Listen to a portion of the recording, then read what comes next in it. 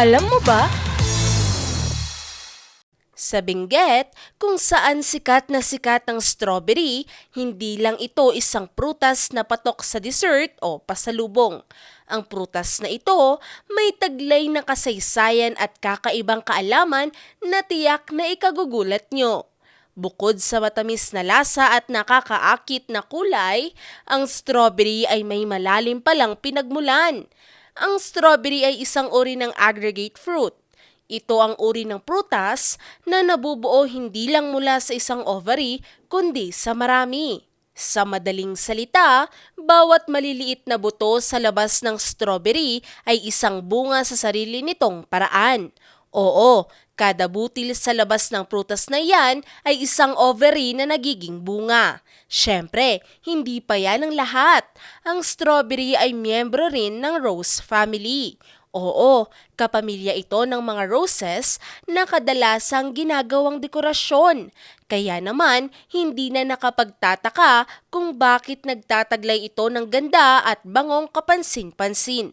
Sa kasaysayan naman, naniniwala ang mga sinaunang Romano na ang strawberry ay may taglay na gamot. Ginagamit ito para sa ulcer, lagnat, at hanggang sa pagpapaputi ng ngipin. Ang prutas na ito ay simbolo rin ng kagandahan at kalusugan mula pa noong panahon nila.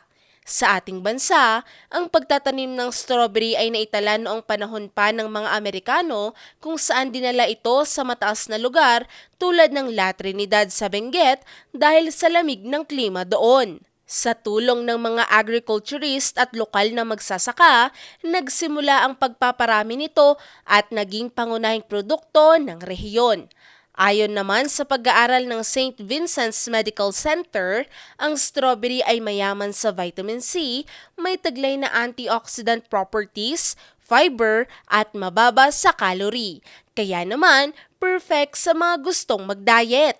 Isa rin ito sa mga unang prutas na hinog sa panahon ng spring sa ibang bansa, gaya na lamang sa Japan, kaya't inaabangan ito ng marami tuwing pagdating ng mainit na panahon. At alam nyo rin ba na ang strawberry plant ay pwede ring maglabas ng runners o stolons na nagiging bagong halaman? Mayroon kasi itong mahigit 200 akins o individual fruit seedling. At oo, parang may mga branches ito na kusang tumutubo at nagiging bago na namang tanim. Tunay ngang maliit man ito sa inyong paningin, may kamangha-mangha naman itong katangian at benepisyo sa ating kalusugan. May gusto ba kayong malaman na trivia? I-comment na yan at ito ay aming aalamin. Ngayon, alam mo na!